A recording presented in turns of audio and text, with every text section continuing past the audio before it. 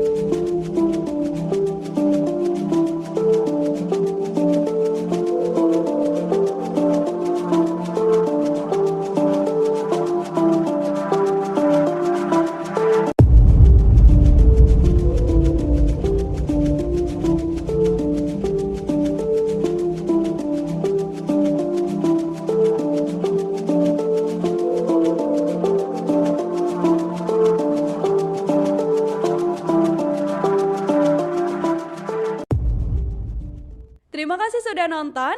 Jangan lupa like, subscribe, dan share ya.